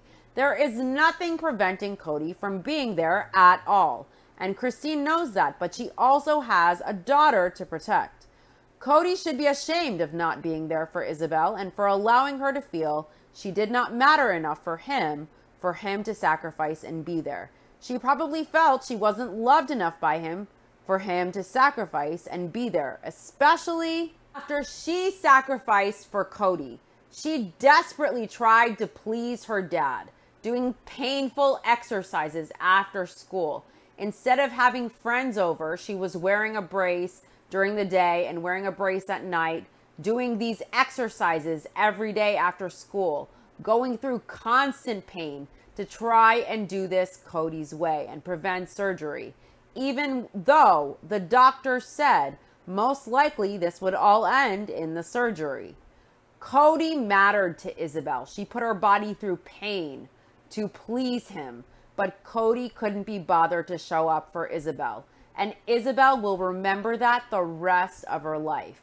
And she will know her dad prioritizes Robin and her kids and his selfish convenience over her. And it will hurt her and affect her. And she may resent him. Isabel is a kid who deserves a lot more from her dad. She deserves a decent dad who will show up for her in her scariest moments. Because she damn sure showed up for Cody. She did the brace. She did the painful exercises, even knowing the doctor said it would most likely still end in surgery. She did that just to please Cody. And Cody couldn't support her. And she will always feel she did not matter enough to her dad.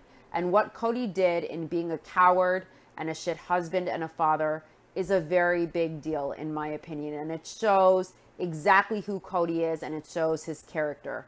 Isabel is a kid. She didn't get to choose her father, and she doesn't get to choose what she deserves and doesn't deserve yet. And as the adult, Cody knows better. He knows what his daughter deserved, and he refused to do it. He refused to show up and to be a man and to be a father. Instead, he allowed his wife to keep his balls in a sling, and he was fine with showing his daughter she did not matter enough for him to sacrifice, that she was not his priority, and he was okay knowingly giving her less than he should as a father and less than she deserved as the child. As his daughter, because he was resentful of her mother. That's not a man. That's a human with no backbone whatsoever, who can't love unconditionally, who can't separate his resentment for his wife from his kids with that wife. And if he can't do that, he isn't qualified to manage his own life, let alone the whole family. So Cody can complain about no longer being the head of this family, but all he has displayed over the seasons is his lack of character, and that he is incapable of leading, that he doesn't possess the qualities. He doesn't possess the emotional intelligence or prioritization skills or the self-awareness or emotional intelligence to be able to lead or head his family. Cody can't even handle his own emotions and mental well-being. If Cody allows his negativity in one relationship with a wife to taint the other relationships with his kids from that wife, Cody's emotions seem to affect his capacity to love unconditionally. And that's a scary thought if he can't even differentiate his emotions with his kids from those with his wife. But yet, Cody wants to lead. He's marginalized. He feels he doesn't matter, he says. So Cody wants to matter more, but his daughter didn't matter enough for him to be at her surgery, bottom line. Christine explains that Isabel's surgery was yesterday and she had a brutal night last night. Christine did not know the pain would be like this. The nurses were in all night long trying to help Isabel, and she has never been in this much pain. She kept asking for her daddy, and Christine had to tell her he was not there. And then she would ask minutes later for him again. So the doctor explained that when patients are coming out of anesthesia, they don't register anything. So she would ask for the same thing over and over and over. And it was so heartbreaking for Christine to have to explain to her over and over that her dad wasn't there. Late last night, when Christine knew Cody would still be awake, they video chatted with Cody and it helped Isabel. And Christine says Cody is great at being a cheerleader. They have to leave the hospital in 5 days, so to get out, Isabel has a bunch of milestones to reach in her recovery. She needs to sit up and get her legs on the ground. She needs to walk to a chair. And at the end of it all, the final step is walking to a map that's down a hall, so that's the big goal. The flight is next Sunday to go home, and it's only 10 days away. And Christine has no idea how Isabel will be ready to fly home. Back in Flagstaff, Mary needed to get out and check out from everybody and everything. She wanted to be in nature. Mary says there's a trail in Flagstaff that she really enjoys hiking, so she enjoys getting away from it all. They have COVID going on. Mary is running 2 businesses. Everyone is quarantining away from each other. Mary says as a family, they haven't spent much time together, and it's weird. Mary says it's lonely. She lives alone and she misses her family. Dean says if she didn't have her girls during this whole COVID thing, she is sure she would be going insane. Robin says it's funny because she actually does feel lonely through COVID. She says she is isolated from the rest of the family and from her siblings and parents and her friends too. Does Robin strike you as the type to have lots of friends other than the one friend we saw back in Utah from her high school days? Janelle mentions that she will try to at least call or text Mary, even though it's not as often as she should. Janelle admits it's not on the regular, it's not every week, but she and Christine interact a lot more via text and phone, and they have gotten together socially during COVID. Cody says he always saw as one of the main benefits of plural marriage that everybody in the family would never actually suffer any real, true loneliness.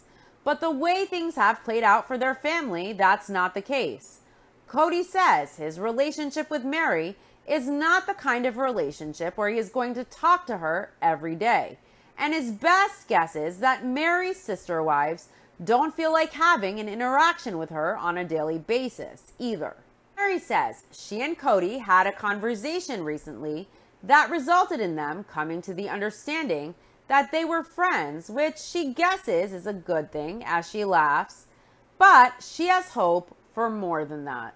Mary says Cody has said some things to her more recently that lead her to believe that there is no repairing their relationship. There are days when she gets very discouraged, but then there are days when she has so much hope.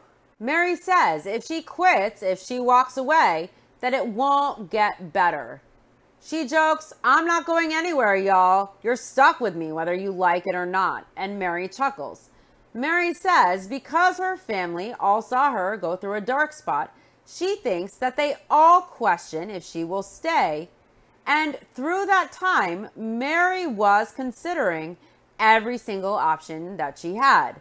It's interesting that Mary admits she considered all her options, meaning she considered leaving Cody and leaving the family. We know from the voicemails, Mary intended to leave. Intended to leave Cody to make a new life with this new love. Had the catfish been the man of her dreams? And Mary refused to admit last tell-all that she was ever intending on leaving the family. Even last tell-all, she said she never ever was going to leave. When here she says otherwise, and her voicemails also say otherwise.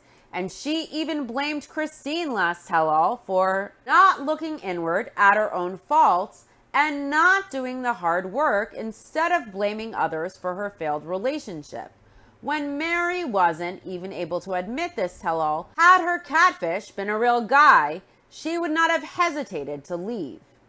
Mary was considering leaving the family and going and doing her own thing during that time. She says she has considered everything and this is where she is. This is her decision to stay.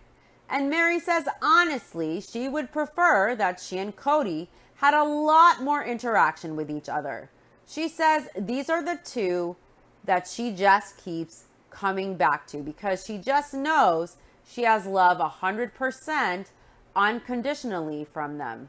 And those two are Saul and Ariella. So Mary stays because of the bond she has with Robin's kids. Mary starts to cry at this point and she says she misses those two so bad.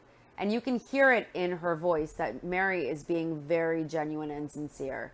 Mary loves Robin's kids genuinely. She wants to see them. She wants to be welcomed at Robin's. And Cody approves because he knows Mary lives alone and she follows his protocols unquestioningly. But yet Robin waited 9 or 10 months before ever extending an invite, knowing all this time Mary was alone and isolated, yearning for her family, yearning for some socialization. And Robin knew Mary wasn't a risk and that Cody approved. And when Mary finally got an invite, it was like pulling teeth with Robin. And we find out that Cody approved of Mary coming over months and months ago. And Robin held out with the excuse that maybe Janelle and Christine would be pissed that they weren't welcome too, when we know they don't give a fuck about going to Robin's house. Cody knew Mary was suffering, that she was lonely. And obviously Mary is lonely. She misses those kids. And it takes a toll on her well-being that she is so isolated and alone, especially following Cody's protocols where she's not allowed to leave the house. Robin knows that Mary is suffering. She knows that Mary is clearly lonely. Mary is in tears. And Robin claims that Mary is like a sister, the woman who gave up her legal status so Cody could adopt Robin's kids from a previous marriage. Mary sacrificed for Robin, but with Robin, it's like pulling teeth for her to even extend an invite to Mary when all Mary really wants is just a little family time and a little love. And that was very cruel and fucked up and insensitive of Robin to do to Mary. And Cody can't be blamed for that, for Mary not being invited over, because Cody approved of Mary. So how can Robin sit and call Mary her sister and treat her so coldly, making bullshit excuses when Mary really needed her friend? Mary loves Robin and the kids. She isn't putting on a show with her tears. Mary is all in. She loves this family despite her issues. But Robin isn't all in with Mary. It's only when she needs things that she is up Mary's ass being her sister. Like, for example, next season, miraculously in the promo for next season, Robin has shown up at Mary's home, wanting her to hang in there with her to rebuild. Because now Mary can be of use to Robin, so of course Robin is showing up. Robin says Mary shows a lot of interest in being in Saul and Ari's lives, and they love her, and when they see Mary, they get really excited. Mary feels like she has some really good relationships within the family, and she has some that are kind of rocky, and she has some relationships that are non-existent. Mary wants to have a relationship with Cody where they don't go for a week without even acknowledging each other. Mary feels like she and Cody are better than this. And Mary feels like her family is better than what they are doing right now. Cody says the fact is that he has got 4 wives who during COVID have chosen not to interact with each other. Cody says they're mad about it, but they aren't even calling each other on the phone. They aren't even using video media to talk to each other. Cody says COVID has revealed them and they are sad, sorry, lonely little people. It's interesting that Cody blames his wives for not even calling each other or video chatting with each other during COVID. First off, Janelle and Christine talk a lot. They get together socially. Yet Cody has stopped calling his kids regularly during COVID at a time when they need him the most. In addition to Cody not coming around and deflecting and blaming his kids and wives for not obeying his protocols and blaming that as the reason he can't come around, he also now wants to shame his wives for not calling each other when he doesn't even call his own kids. Also, Cody gave Robin the green light that Mary was allowed over, and she is the one who refused to invite Mary over. And she is the one who gave a bullshit excuse as to why Mary wasn't invited over. So if Cody wants to blame any wives, it should be Robin for not trying harder with Mary, who is supposedly close to her. And he should take his own advice and call his kids. It's now day 6 at the hospital, and today Isabel does her final milestone of putting the sticker on the map down the hall so she can go home. Christine says it's incredible to see Isabel being so brave. Her recovery is all on Isabel, and this final walk just shows it's up to Isabel, and she has got this.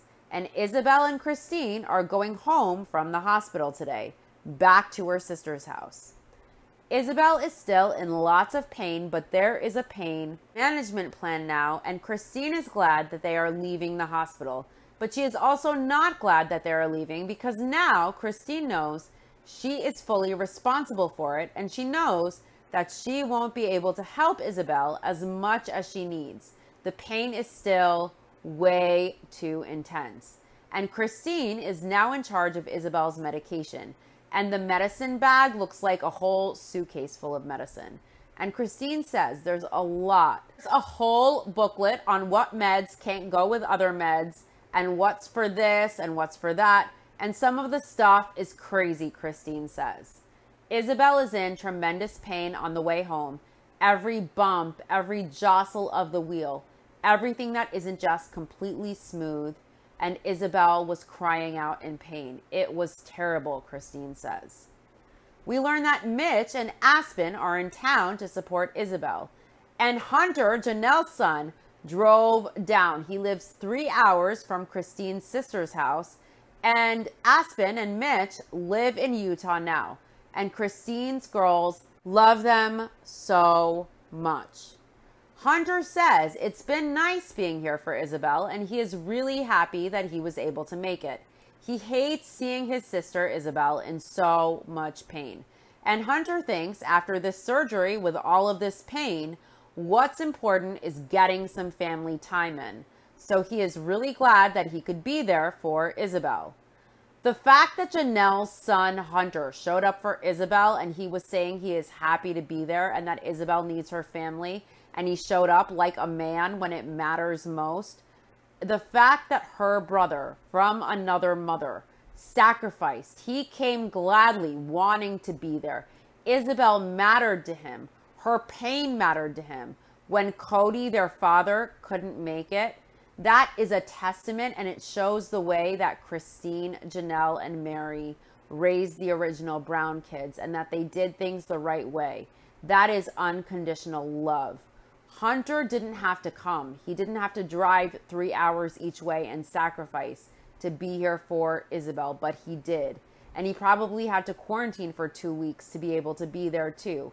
And he did that. He was able to show up. Why couldn't Cody?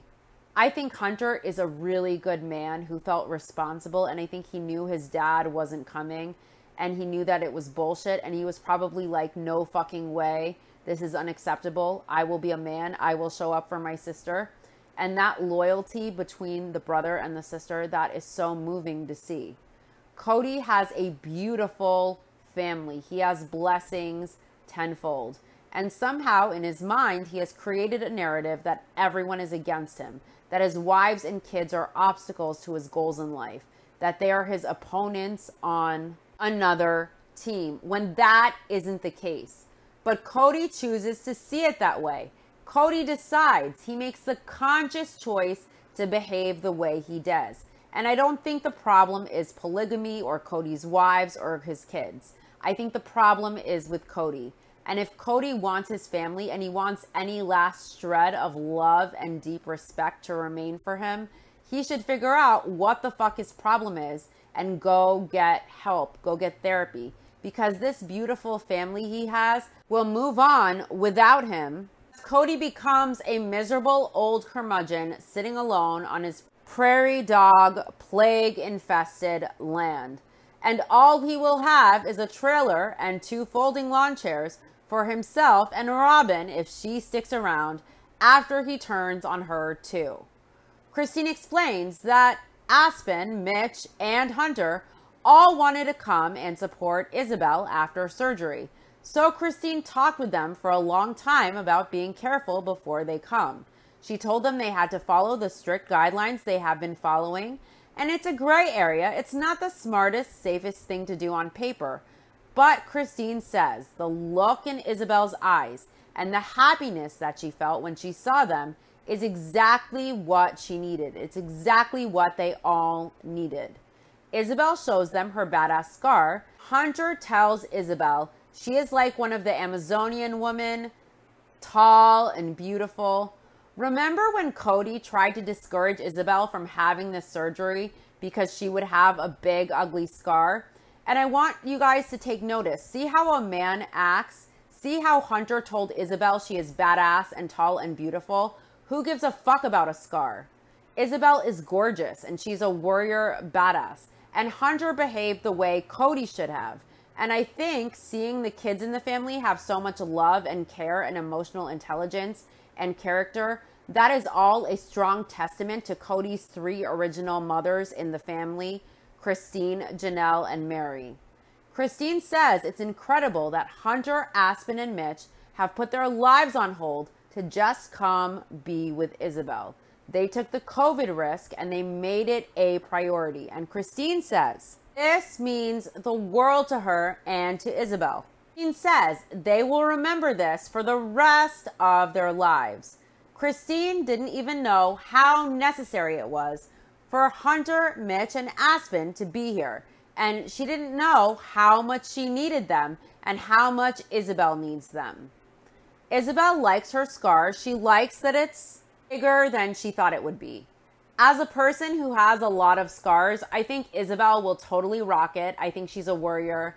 And if she wants an awesome tattoo later on to cover the scar, I hope she gets it. Whatever makes her happy is what she should do. And I think it's beyond rad that Hunter showed up and Mitch and Aspen showed up.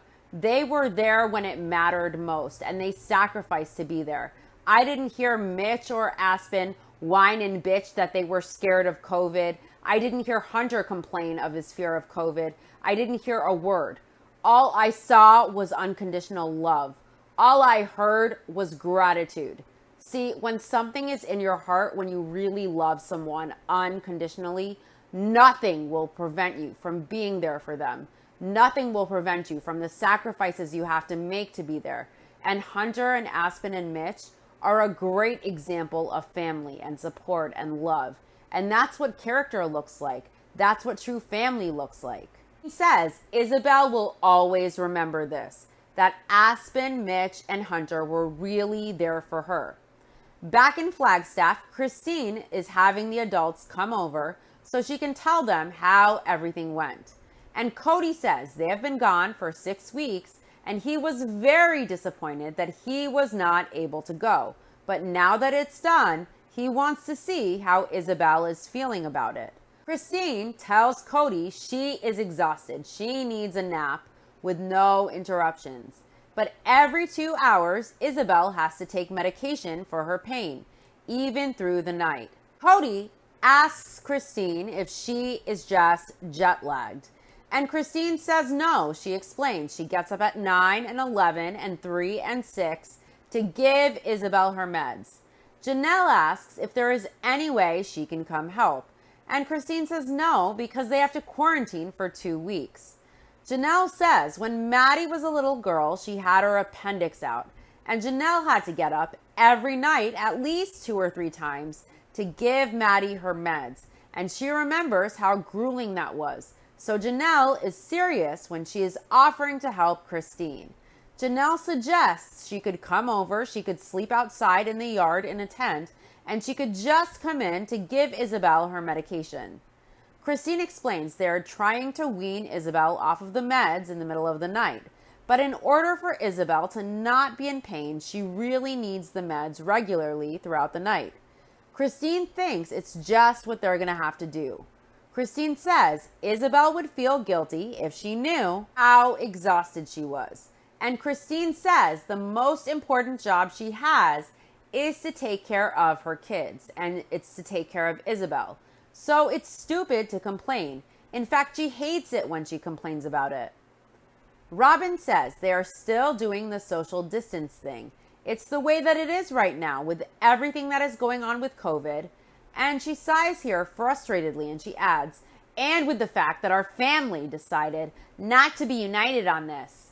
And she frowns like she is pissed at the family for not doing things her way and Cody's way. She tells the producer during her confessional scene dismissively, but yeah, anyways, she wants to move topics because she's pissed. Isabel comes out and everyone warmly greets her. Isabel gained a full inch from fixing her curves. So now she's 5'11", and now she's still going to be taller than Cody. Robin frowns at that. She says there is this weird thing that happens. She feels like a lot of the kids in the family are very competitive, and the moms are competitive too. And Robin doesn't know if it's a polygamy thing or if it's just a sense of competition in the family that has been fostered, but she really isn't into it. But height is one of the competitive points, but there are a million competitive points in this crazy family. Cody asks how Isabel is feeling, and she says she hurts a little bit, but she's feeling good considering she just had surgery. Janelle points out that Isabel is one of those kids who always smiles and is happy to see everybody, but she says you can tell that Isabel is definitely in pain. Christine mentions how everyone loves Isabel's gnarly scar, and Isabel mentions that Gwendolyn can't look at the scar without dry heaving. Mary wants to see the scar, so Isabel shows everyone like it's show and tell, and Mary says it seems like a pretty good-sized scar. Janelle thinks the scar is bigger than she thought it would be, and Robin says it's a big scar, it's still healing, and now Isabel is this beautiful girl with a scar. She's got a story. Janelle says what touched her the most is Christine texted her telling her that Isabel woke up from surgery and she was asking for her daddy and Gwenny. Isabel doesn't remember it, and Cody asks, so you don't remember it? And Isabel doesn't remember. She doesn't remember the first day. And Cody says he is very disappointed that he wasn't able to go to Isabel's surgery. He says he would have really preferred to have Christine and Isabel wait so he could be there with Isabel and so he could help support her. So Cody wanted Isabel to wait for when it's convenient for him while she is in tremendous pain every day. Cody couldn't put whatever he was doing in his life on hold like Hunter and Aspen and Mitch did to be there for Isabel knowing that she's in pain. What was more pressing than being there for his daughter, really? Cody says, we just agreed that, and then he stops himself and he says, well, finally agreed. And he says, they decided and he agreed that it was time to get it done. Christine explains Isabel's doctors told her her daddy was going to be here. Christine had to explain to them that Cody wasn't coming. And the doctor asked, what? And she was shocked that Cody wasn't coming. And Christine explained that Isabel's dad couldn't come because of COVID. And she said, oh, and she said she was sorry. But the doctor said that Isabel wouldn't remember that anyways. Christine explains how every few minutes, Isabel would come to again asking for Daddy and Gwendolyn. And Christine told her, look, you're stuck with me. You just have me.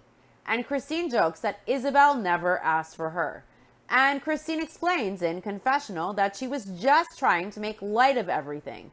She says Isabel doesn't remember any of it. She doesn't remember asking for anybody. Isabel goes in and she trips a little as she's going inside. And Cody asks if Isabel needs help. And because of social distancing, instead of him trying to help his daughter, he has Christine do it. Christine says it was good for all of the adults to see Isabel's scar and joke around with her. Mary tells Cody while Christine is inside helping Isabel that she is sure that Christine stays right by Isabel's side all of the time. Cody says Christine was there perpetually. He says when you are nursing somebody back to health, you need breaks too. Somebody else needs to come in and bear the burden. So he says Christine hasn't had any relief because he hasn't been there to help her. Cody asks if Isabel is in a good mood now, and Christine says it's because Isabel was there with them in their presence. Christine says Isabel is miserable. She's still in a lot of pain, but she puts on a lovely, brave face for people, but it's awful.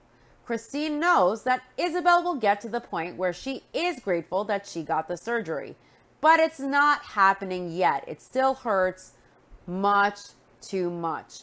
It hurts worse than it ever did before. Cody is glad they found this alternative surgery. He says if all the effort and all the struggle and all the years of what they paid for therapy and the travel and all the exercise was for nothing else than leading them to doing this surgery in lieu of the rods, that was so important. Cody says that he is saying we, but really it was Christine that did all of this. But he was saying we in reference to the family supporting Christine doing this. But Christine really did everything here. Cody tells Christine, as sad as it is that Isabel is in pain, Christine cuts in. She says it's awesome. She says they are so grateful. Cody says he just wants the best for his little girl. He wants her to be happy and pain-free. So now he wants her to be pain-free. But before, when Christine and Isabel were mentioning Isabel's tremendous pain that she copes with on the daily, Cody was wanting them to wait 6 months. He even suggested that Isabel go alone to the surgery. But now he wants her pain-free. Can you imagine if Isabel had to do this alone and she didn't have Christine? Oh my God. Cody hopes those are the results. He wants Isabel pain-free and he hopes those are the results that they get. And that shortly, Isabel will be pain-free. Christine says everything has got to get better. It's been really, really hard. And it can only get better. That's it. So it can only get better, Christine says honestly. Oh, Christine is saying things are so bad, they can't get any worse, basically. Early on, let's remember, Christine was supportive of the surgery and Isabel wanted to do it. But they wasted time and effort and money and travel, and Isabel had to do those exercises that caused her tremendous pain, even though the doctor told the family those exercises weren't going to work and the surgery was more or less inevitable eventually. Cody insisted they try this, and Christine and Isabel did all this for Cody to try and avoid the surgery, even though they knew most likely it was pain and stress for nothing, that it would not work, and ultimately they did the surgery anyways, just like the doctor said. So when Cody says all the money and the effort was worth it to lead to this less invasive major surgery, Cody wants to act like he went to every length he could to help his daughter, and ultimately it led here. But really, Christine knew that Isabel would need this from day one, and the doctor told them the exercises wouldn't work. And Cody wants to take the credit, like Christine and Isabel going through all that extra bullshit and pain and time and money and effort and stress was what got them to the surgery. When they said early on, before all that mess, that they were okay to do the surgery, and Cody was the one who encouraged the exercises that the doctor said were most likely not going to be feasible. Cody chose to waste that money and that time and put Isabel through pain in the hopes of avoiding the surgery they knew they would most likely need. So Cody didn't lead Isabel here. Christine did, and Christine and Isabel both were okay with the surgery early on. They did all that extra mess just to please Cody, as Isabel suffered more and more, and those exercises were painful, and they took over Isabel's life. She couldn't just be a carefree kid. She worked after school diligently each day to try a non-surgical route. Isabel put herself in lots of pain to try and please her dad, even when the doctor made it clear it wasn't a practical, feasible alternative. Isabel suffered, and she suffered probably longer than she should have, to please Cody. Cody couldn't sacrifice to please Isabel and to be there for her as he should as her father when she needed it. Cody wanted her to push off the surgery another 6 months, knowing the amount of pain Isabel is in. And he says it's so he can be there. But a viewer of mine pointed out that it was most likely so Cody would not have to be financially responsible since Isabel was 17. And in 6 months, the amount of time Cody wanted to push it off, she would probably be 18. And then Cody would not have to be responsible for the surgery financially. I don't know what the case is, and I don't give a fuck what Cody's reasons are. There is no reason to ask your kid to accept pain for any longer than they have to. There is no reason not to be there and sacrifice to show up when it matters most. Isabel loves her dad. She did those exercises every day after school. She pushed her body. She pushed herself. She put herself through a lot of pain. She gave up after-school activities and friends to please her dad and try to do this his way, even when the doctor said it wasn't feasible. She showed up, but Cody couldn't show up for her, and there is no excuse to ever justify a father not being there for their child. Not a tornado or a tsunami or COVID or anything that should ever stop a man from showing up for his kid. I'm not sure what isn't right with Cody, but there's something very wrong with him, in my opinion, for him not to show up. It's beyond just arrogance and ego and selfishness or any of the bullshit reasons that Cody gave. That is a major character flaw for a man to find it acceptable for any reason not to be there for their child during major surgery. I don't care how Cody treats his adult wives. Adults get to choose what they accept or don't and what they deserve or don't. Kids don't get a choice. And it was Cody's job as Isabel's father, who created that life with her mom, to sacrifice to be there when her life was at stake, when this was a major surgery. And Cody didn't show up, and that says everything we need to know about this man's heart and his character, in my opinion. That does it for this episode. To my YouTube viewers, please like and subscribe, and let me know your thoughts in the comments section if you like. I'll see you next week for the next episode of Seeking Sister Wife, the next episode of Book Club on Chapter 11 on Christine, and the next episode of my Sister Wives Rewatch, Season 16, Episode 6, No Head Wife. Thanks for tuning in. See you next week. Bye.